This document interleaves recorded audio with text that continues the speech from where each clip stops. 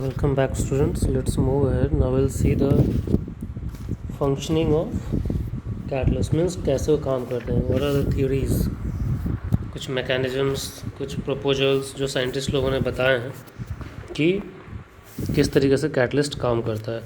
तो एक चीज़ तो हमें पता है कि कैटलिस्ट जो होते हैं एक्टिवेशन एनर्जी को कम करते हैं, राइट. आपने देखा होगा कुछ इस तरीके से हमने पहले भी प्लॉट बनाया था, राइट.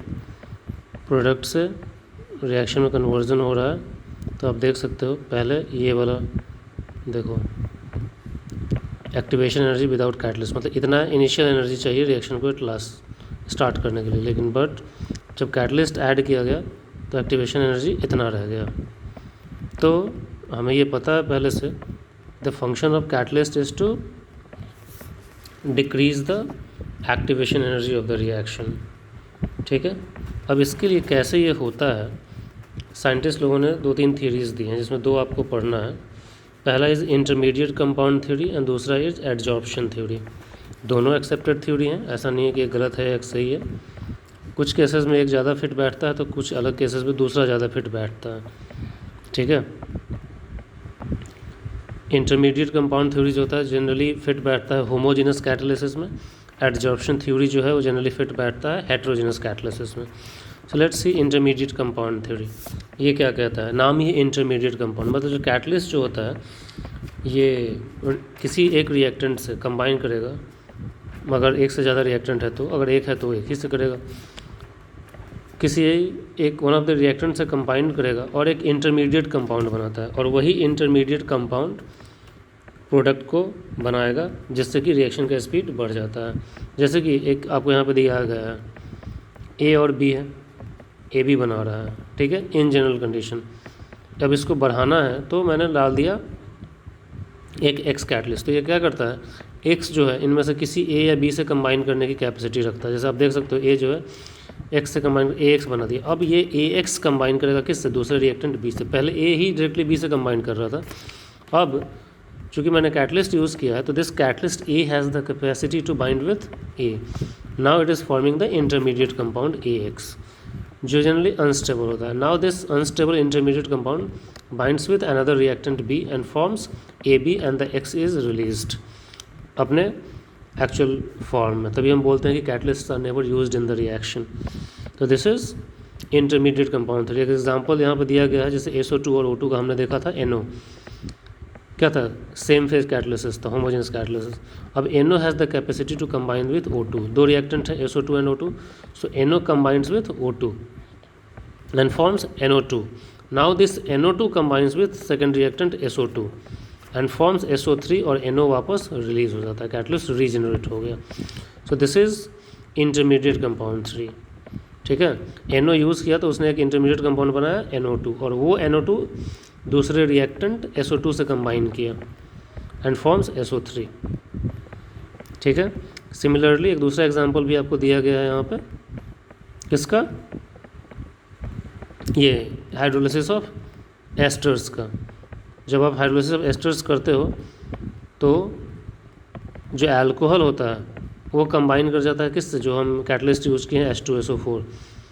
वो ब्रेक हो जाता है H+ और HSO4 में. तो C2H5OH जो है उसका OH जो H रिलीज होगा उससे कंबाइन करके वाटर बनाता है, और जो बचा गया HSO4 उससे C2H5 कंबाइन कर जाता है. तो इसे इथाइल हाइड्रोजन सल्फेट बोलते हैं. और now this ethyl hydrogen sulphate combines with another molecule of acid and forms ester या ईथर, जो कुछ भी आप बोलो.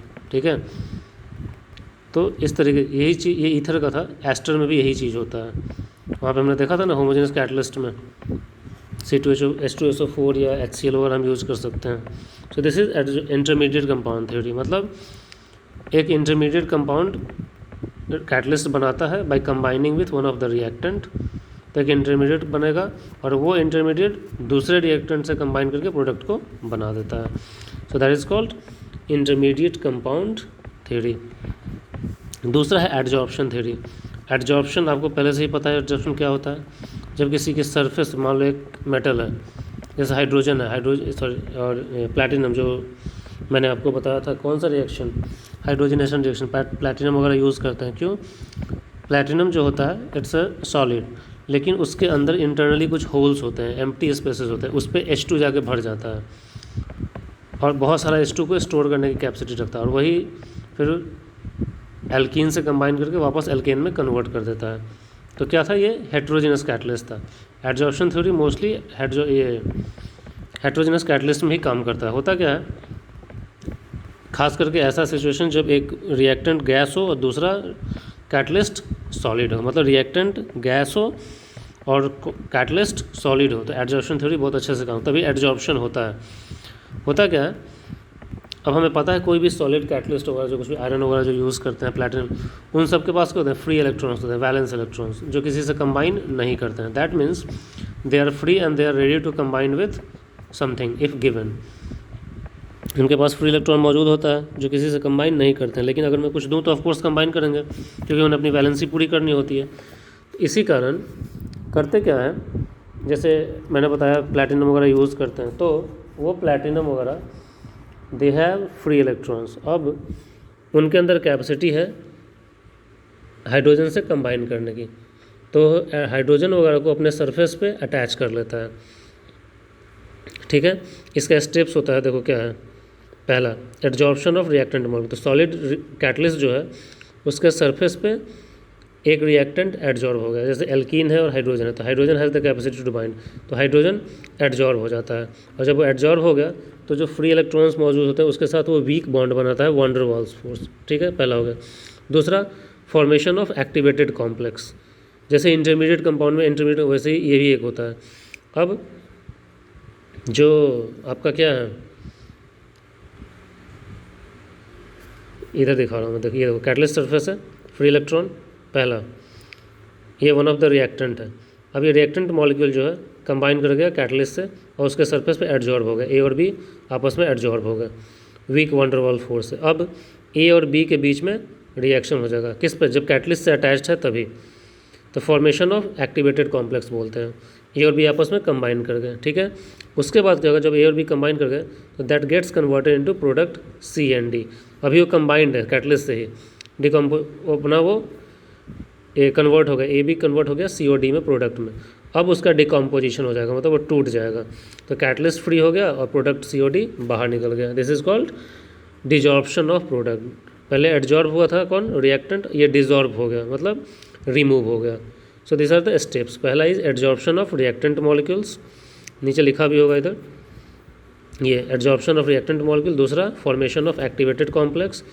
तीसरा, डिकम्पोजिशन ऑफ एक्टिवेटेड कॉम्प्लेक्स, मतलब ए और बी जो आपस में कंबाइन किए थे, एक्टिवेटेड ये वाला, ठीक है, इनका अब डिकम्पोजिशन हो गया किस में, सी और डी में कन्वर्ट हो गया।